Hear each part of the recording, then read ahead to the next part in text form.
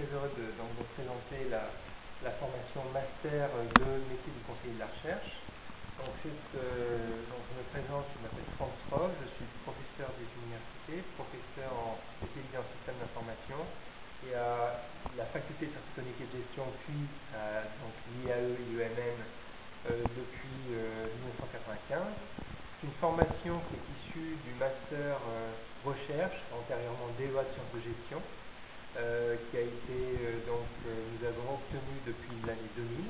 Donc c'est une formation qui a une dizaine d'années d'expérience, qui jusqu'à il y a 2 ans ou 1 an, selon comment on compte, s'appelait master approche organisationnelle des pratiques de management. Donc ça dit quand même un certain nombre de choses. Ça veut dire qu'on était centré sur l'organisation, et toujours d'ailleurs, et quand on dit l'organisation, c'est toutes les technologies finalement d'organisation qui intéressent les organisations et les entreprises, c'est-à-dire le contrôle de gestion, les systèmes d'information, la stratégie, les ressources humaines, mais aussi le marketing dans les relations, comme on en a parlé en cours tout à l'heure, B2B, c'est quelque chose de très important, et la finance d'entreprise. Voilà les matières principales qui constituent, disons, le contenu disciplinaire de cette formation. Et nous avons voulu la renforcer parce que nous sommes aperçus qu'au cours de cette dizaine d'années, nous avions beaucoup d'inscrits, d'étudiants, si on peut dire, qui venaient du conseil. Il y a des gens qui ont de l'expérience du conseil et qui se rendaient compte qu'ils avaient besoin de renforcer leurs connaissances sur le plan méthodologique et sur le plan aussi, disons, des contenus professionnels, mais à un niveau, disons, scientifique.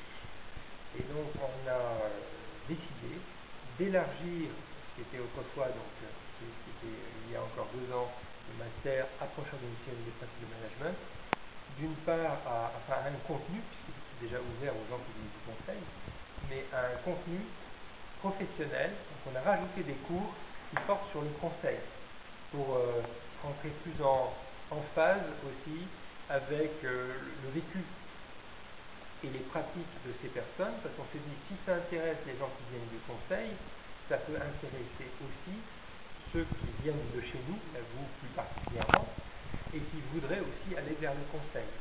Donc les autres ont déjà l'expérience du conseil, il faut la donner aussi un petit peu et donner des connaissances sur le conseil, sur les pratiques du conseil. Je parlais de pratiques de management, il faut aussi parler de pratiques du conseil pour nos étudiants. Et donc on a rajouté 60 heures dans la maquette, 30 heures au premier trimestre, 30 heures au deuxième trimestre, et puis la possibilité, au lieu de faire un mémoire plutôt orienté recherche en laboratoire pour nos étudiants destinés avant au master recherche exclusivement, donc possibilité de faire un stage en entreprise en conseil, orienté conseil.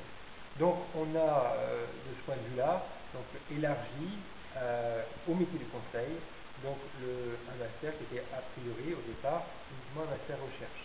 Donc les critères d'admission, je dirais, donc la philosophie elle est très, très ouverte. La spécificité peut-être de ce master par rapport à d'autres, c'est d'abord qu'il intéresse et il participe la plupart des gens qui ont le rang de professeur dans notre institut, et d'autre part à l'Université d'Angers et à Audencia, puisque c'est un master qui est coédité avec l'Université d'Angers en partenariat avec Audencia, avec des masters, avec des cours et des conférences qui ont aussi lieu à Audencia, donc des conférences complémentaires aux cours qui sont dans la maquette, avec donc des critères d'admission qui sont essentiellement centrés sur l'aptitude quand même à écrire et à communiquer clairement, oralement, puisque si on est plutôt orienté vers la recherche, l'aptitude à écrire, à rédiger très clairement est quelque chose d'absolument important. Et d'autre part, si on veut être conseil, être capable de se présenter et d'interagir dans une relation est quelque chose d'absolument également capital pour être crédible. Donc là, c'est des dimensions qui font qu'on fait attention aux soins apportés dans le dossier de candidature, et on demande aussi, on demandait jusqu'ici, on continue à le faire, avec peut-être un petit peu moins d'importance maintenant, mais au fait que les gens nous rendent sur un sujet. Donc cette année c'est la création de valeur par le conseil, quelques pages qui montrent montre que les personnes sont capables et ont envie de réfléchir sur le sujet. S'ils n'ont pas envie c'est un critère de motivation, si vous voulez. Donc ça, c'est un peu une façon particulière. On a des entretiens et on classe les dossiers avec le comité qui est composé des gens de Nantes, des gens d'Angers et des gens de l'ENCA. Les débouchés sont en fait beaucoup plus importants qu'il n'y paraît, parce que tout simplement on forme alors à la fois pour la recherche des enseignants, des gens qui vont devenir des enseignants-chercheurs ou qui peuvent partir dans l'industrie ou dans le conseil avec un mémoire de recherche ou ensuite un doctorat. Et il y a des besoins très importants qui sont particuliers à la gestion. Mais dans le domaine des systèmes d'information, on n'arrive pas à trouver suffisamment de gens formés, de gens docteurs pour pourvoir tous les postes qui sont offerts en école de commerce, en école d'ingénieur, en université. En France et à l'étranger, mais les besoins sont particulièrement forts en France. Et ils vont le rester pour les années qui viennent. D'autre part, évidemment, un certain nombre de gens qui vont s'orienter vers les métiers du conseil, puisque le conseil était quelque chose d'un petit peu plus cyclique, mais il y a aussi de très fortes demandes, vu que les organisations tendent de plus en plus à recourir, disons que le conseil s'est industrialisé, il s'est banalisé. Maintenant, on recourt beaucoup plus facilement à un conseil qu'il y a 20 ans. Les effectifs ont cru de façon considérable. C'est une des rares branches d'activité du secteur dont on peut dire qu'elle a été multipliée en effectifs, multipliée par 20 au cours des dernières années. Et c'est une tendance qui va continuer. Donc on sait qu'il y a des débouchés importants dans le conseil. Là cette année, il y en a qui partent faire du conseil en qualité, conseil en organisation, conseil en système d'information, pour les exemples concrets que je peux donner. Donc voilà, la philosophie est très ouverte, qui est encore une fois à la fois par le niveau des intervenants, mais aussi par la diversité des institutions qui sont rattachées, la diversité si des gens, par exemple, ne sont pas sûrs qu'ils veulent faire. Donc on offre 3 spécialités au deuxième trimestre dans le cursus.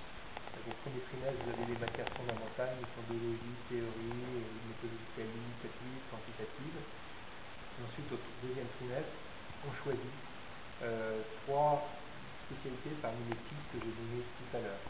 Et si on n'est pas absolument sûr de vouloir être, par exemple, je sais pas, en marketing ou en système d'information, puisqu'on fera un cours de système d'information, on a la possibilité d'entrer dans une formation qui ouvre un choix possible. D'abord 3 parmi 6, et puis évidemment le mémoire ou le stage, là on va le faire dans un domaine sans doute plus particulier, et là il faudra se déterminer, mais simplement donc au 3e trimestre de l'année de M2 et pas dès la sortie de votre M1 en disant voilà, c'est ça que je vais faire. Donc je pense que c'est à la fois quelque chose qui est quelque chose de plus fondamental, c'est ce que je dis, et ça les collègues en sont d'accord, parce qu'on va au fond de la connaissance et des méthodologies, mais c'est quelque chose qui est en même temps plus ouvert, parce qu'il vous oriente pas dès le départ sur une seule spécialisation de gestion. Voilà, j'espère que vous serez nombreux à faire passer le message, à venir me voir si vous avez des questions. Mon bureau est toujours ouvert et mon mail est le mail ordinaire.